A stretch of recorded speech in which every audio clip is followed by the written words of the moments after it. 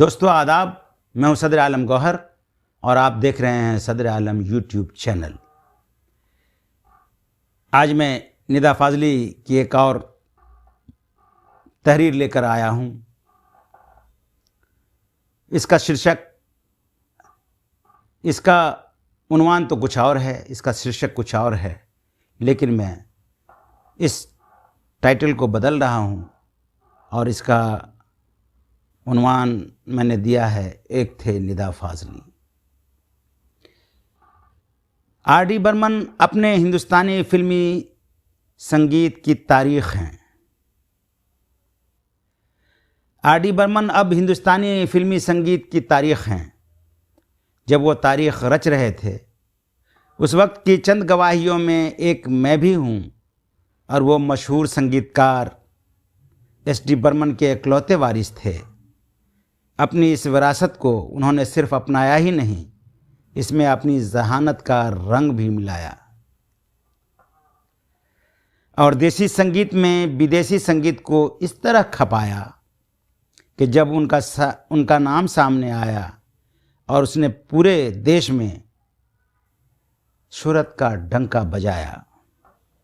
1942 ए love story उनकी आखिरी film थी, जो उनके अचानक इंतकाल के बाद 1994 ईस्वी में रिलीज़ हुई। इस फिल्म के संगीत और उसमें शामिल ख़ास तौर से गीत एक लड़की को देखा तो ऐसा लगा ने उन सारे फिल्म साज़ों और हिदायतकारों को चौंकाया भी और उनमें मुजरिमाना एहसास भी जगाया, जो 1980 के दौरान बॉक्स ऑफिस पर उनकी नाकाम फिल्मों को देखकर न सिर्फ उनसे किनारा करने लगे थे, उनके संगीत को भी वक्त के बदलते पस मंज़र में नाकारा समझने लगे थे। फिल्म इंडस्ट्री में काम से ज़्यादा नाम काम आता है और नाम फिल्मों की कामयाबी या नाकामी के मुताबिक कभी धुंधलाता है, कभी जगमगाता है। फिल्म जब कामयाब होती है तो उसका संगीत भी लाजवाब होता है और फिल्म नहीं चलती तो अच्छा संगीत भी ख़राब होने लगता है। ये हकीकत है। नाकाम फिल्मों के दौर में भी सागर 1995 ईस्वी और इजाज़त 1987 ईस्वी में आर.डी. का संगीत उनकी पहली फिल्मों से किसी ज़ाविये से कम नहीं था, लेकिन बाज़ार की जांच परख का अपना मेयार होता है। जिसकी दुकान जब तक चलती है तब तक वही खरा दुकानदार होता है। आर.डी. के ठप होने की वजह भी यही दुकानदारी का कल्चर था। उनका संगीत तो पहले जैसा ही था, लेकिन बाज़ार वैसा नहीं था। फिल्मों की मुसलसल नाकामियों ने आर.डी. के नास्तिक मिजाज में भी थोड़ी सी तब्दीली कर दी थी। वो मंदिर में घंटी बजाकर पुजारी से माथे पर तिलक भी लगवाने लगे थे और जुमेरात को माहिम की दरगाह के लिए फूलों की चादर भी भिजवाने लगे थे। लेकिन इन कठिन दिनों में मंदिर की मूर्तों ने उनका साथ निभाया, न दरगाह के बुज़ुर्ग ने मदद को हाथ बढ़ाया।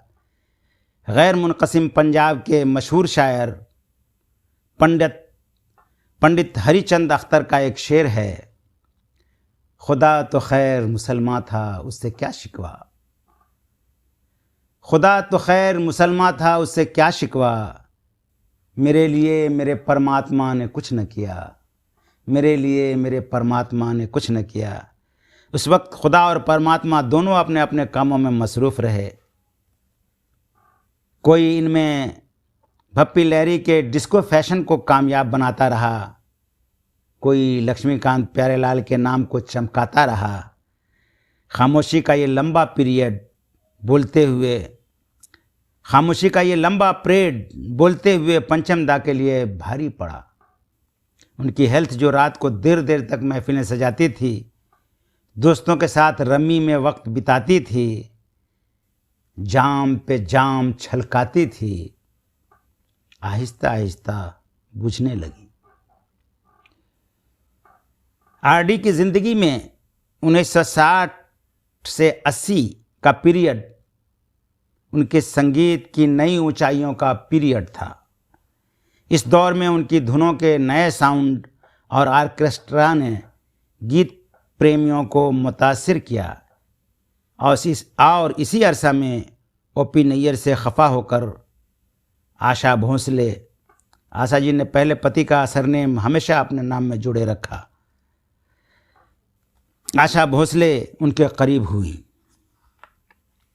यह कुर्बत बाद में शादी में तब्दील हो गई। पंचम की पहली पत्नी बंगाली थी, लेकिन वो रिश्ता ज़्यादा दूर नहीं चल सका।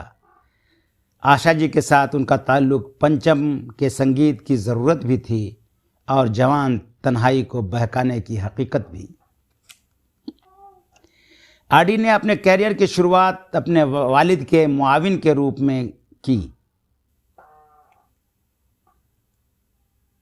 उस्ताद अली अकबर खां से संगीत की ट्रेनिंग लेकर पहले उन्होंने अपने वालिद एस.डी. बर्मन को असिस्ट किया। ए मेरी टोपी पलट के फंटूश और सर जो तेरा चकराए प्यासा अपने वालिद के साथ आरडी की कंपोज की हुई धुनें थीं। मुमताज़ मज़ाहिया अदाकार महमूद को उनका ख्याल आया और उन्होंने अपनी फिल्म छोटे नवाब में उन्हें पहला ब्रेक दिया। इसमें लता मंगेशकर की आवाज़ में घर आजा घिर आए को बहुत पसंद किया गया। महमूद से जब पूछा गया कि आपने एक माउथ आर्गन बजाने वाले को क्यों चांस दिया, तो उन्होंने रोती हुई सूरत बनाकर कहा, कैसे चांस नहीं देता। उसने मेरी महंगी मर्सिडीज़ को अपनी उंगलियों से ड्रम बजा बजा कर इतना ख़राब कर दिया था कि उसकी मरम्मत के लिए मुझे गाड़ी को गैरेज भेजना पड़ा। अगर चांस नहीं देता तो गाड़ी ऐसी हो जाती कि सीधे कबार खाने भी भेजी जाती। मैंने बचाया ज़्यादा है, खर्च कम किया है। दाग दहलवी शायद ऐसी ही किसी सूरत हाल से गुज़रे होंगे जब उन्होंने कहा था, हाथ अपने दोनों निकले काम के, हाथ अपने दोनों निकले काम के, दिल को थामा उसका दामन थाम के, दिल को थामा उसका दामन थाम के। महमूद और आरडी बर्मन में अच्छी दोस्ती थी। छोटे नवाब के बाद महमूद ने भूत बंगला 1965 ईस्वी में भी आरडी को साइन किया। इस फिल्म में गाना और ट्विस्ट करें बहुत मकबूल हुआ था। इस फिल्म में पहली बार उन्होंने महमूद के साथ अपनी अदाकारी का भी सबूत दिया था, लेकिन बाद में संगीत तक अपने आप को महदूद कर लिया। उनके इस फैसला से फिल्म और संगीत दोनों का फ़ायदा हुआ। रॉबर्ट फ्रॉस्ट के मिसरे हैं, दो रास्ते साथ साथ चल रहे थे, मैंने एक का इंतखाब किया और इसी से सारी ज़िंदगी बदल गई। आरडी एक्टिंग के लिए नहीं, संगीत के लिए बने थे। अच्छा हुआ उन्होंने सुकरात का मशवरा अपने आप को पहचानो को वक्त पर तस्लीम कर लिया। अगर ऐसा नहीं होता तो इंडस्ट्री कटी पतंग, प्यार का मौसम, अमर प्रेम, पड़ोसन वगैरह फिल्मों के संगीत से महरूम रह जाती और ये बड़ा नुकसान होता। आरडी बर्मन से मेरी जान पहचान सेम सुगनू जेठवानी ने कराई थी। वो विदेश के बड़े बिजनेसमैन थे। उन्होंने एक साथ 4 फिल्में अनाउंस की थी। उनमें से 2 हरजाई और वापसी में आरडी बर्मन का म्यूज़िक था। हरजाई के डायरेक्टर रमेश बहल, हीरोइन टीना मुनीम और हीरो रणधीर कपूर थे। इस फिल्म में फिल्मसाज जेठवानी ने मेरा नाम दिया था, मगर डायरेक्टर मजरूह से गीत लिखवाना चाहते थे। मैं इस बीच आरडी के मकान पर उनसे मिलने गया और कहा, मैं बम्बई में बहुत अरसा से हूँ और अभी तक बेघर हूँ। अगर ये फिल्म मुझे मिल जाए तो थोड़ा सहारा मिलेगा। आरडी ने कहा, घबराओ नहीं, हरजाई तुम ही लिखोगे। फिर पूछा, कहाँ रहते हो? मैंने एक हॉस्टल का नाम लिया। उन्होंने अपने ड्राइवर को बुलाकर मुझे छोड़ने को कहा। ड्राइवर ने जब मुझे छोड़ा तो उसने मुझे एक लिफाफा भी दिया। उसमें 1000 के नोट थे। मेरा एक दुहा है, एक पलड़े में प्यार रख दूजे में संसार, एक पलड़े में प्यार रख दूजे में संसार, तौले से ही जानिए किसमें कितना भार, तौले से ही जानिए किसमें कितना भार। इस फिल्म का एक गीत तेरे लिए पलकों की झालर बुनूं काफ़ी मशहूर हुआ था। आज भी ये लता जी के 10 पसंदीदा गीतों में से एक है। हरजाई के बाद मैंने पंचम के साथ कई फिल्में लिखी। उनमें एक राज कपूर के बैनर की बीवी और बीवी थी। इसके लिए आर डी बर्मन ने ही मेरा नाम दिया था। बीवी और बीवी के पहले गीत की फाइनल रिहर्सल चल रही थी जो दूसरे दिन रिकॉर्ड होना था। रिहर्सल के बीच में भेलपूरी खाते हुए राज कपूर साहब भी आ गए। उन्होंने गाना सुना, पसंद भी किया, फिर मुझे इशारे से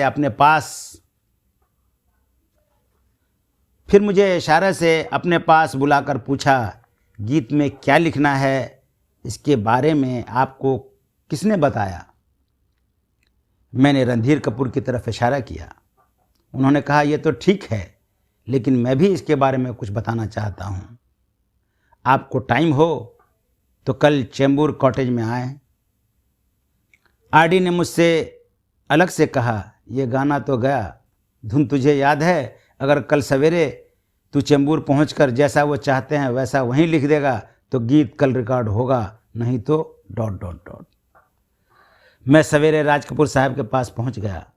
उन्होंने मुझे देखते ही अंग्रेजी में 3 लाइनें बोली। There is a girl, there was a boy, that is the whole life.